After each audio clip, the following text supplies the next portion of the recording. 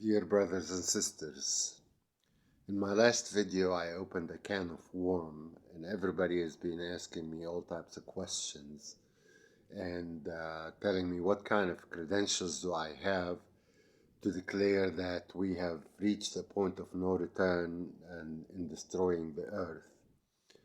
Well, I'm going to talk about the methodology.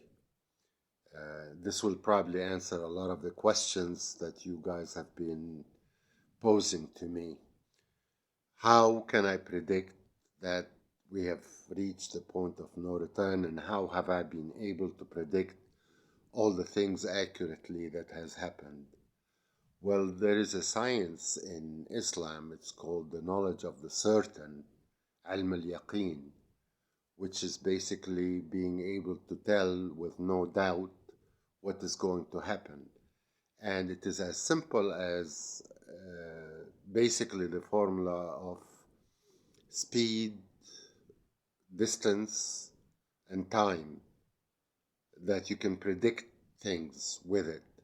Now, this is a little bit more complicated than that. You need to know everything about in science, chemistry, physics, environment, the relationship between all the different elements and how one affects the other and what's the outcome is going to be. And that way you can predict. Now, no, I'm not a genius, and I'm not saying that I know what nobody else knows. A lot of the scientists would agree with me that we have reached the point of no return and that there is a lot of work that needs to be done.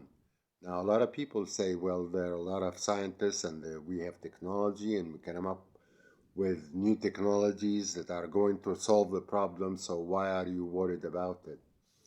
Yes, we have the technologies, we have tons of technologies, everything from renewable energy to desalination of water to all types of different things. But you got to look at the overall picture. The overall picture is that we are still producing carbon dioxide and methane gas, and we are not being able to absorb that, and it's going into the atmosphere, which is basically causing all the environmental disasters that we are seeing, the extremes in heat, the extremes in cold, where we are seeing areas that are totally arid and are dry and everything is dying in it, while other areas have so much water they are drowning in water.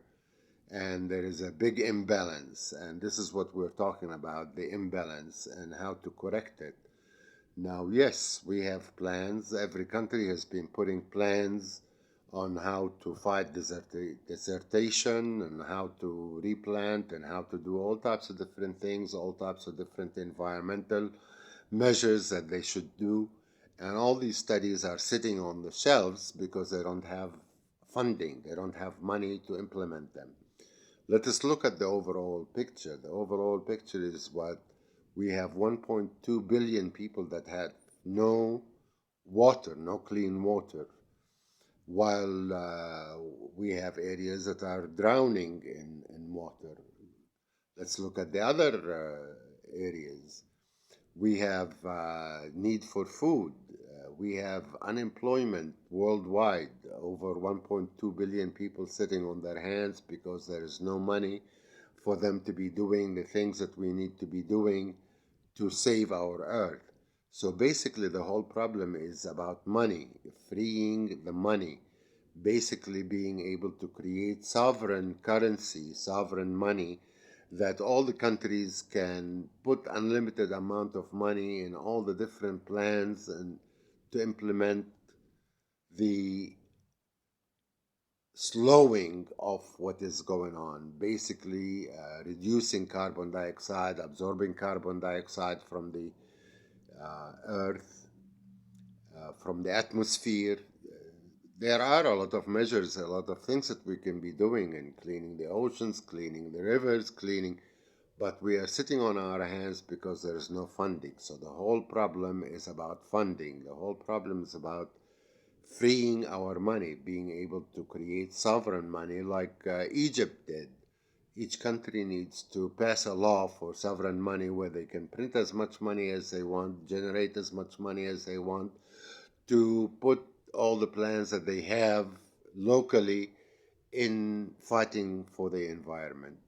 Now, this needs an overall plan worldwide, and the first world countries need to take their hands off and let the third world countries be able to do that, so that we can come up with the different plans and implement all these different plans that we have to slow down what is going on. Basically, the number one issue is the fuel. Everybody is burning oil and gas and all its derivatives for engines, for energy, for all that. So the number one alternative is that we need to have alternative fuel, a fuel that is friendly. Now that fuel is available. It is called HHO. It's being able to convert the water into hydrogen, hydrogen on demand. Um, so that is available. I know top scientists have it. Small mechanics have been able to do that in Egypt, in the US. Denny Klein has implemented it in cars, and he has invented the pre-ignition catalytic converter. That is going to solve basically the number one issue, which is basically the fuel. Now, we know the problem is in money. The ones that are controlling the money and the oil cartel don't want water to be the fuel. So this is basically has to come up with a big decision, world decisions, the political will of the world that yes, we do have a severe problem. The environment does not know boundaries. While we are fighting over boundaries, fighting over territories, and forgetting all the different important things that we need to be doing. Um, Really, it's very disheartening, and it is funny how there is no money to save the earth. I mean, does it need a feasibility study to save the earth? Uh, Really, we have become so darn crazy, so stupid that thinking that, we don't have the money. No, we create the money. The money does not create us.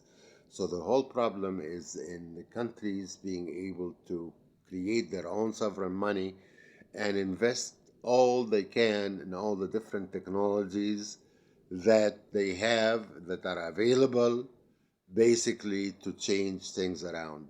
I will talk in the next video about all the technologies that we have and what we can be done. I just wanted to clarify this for now. Take care.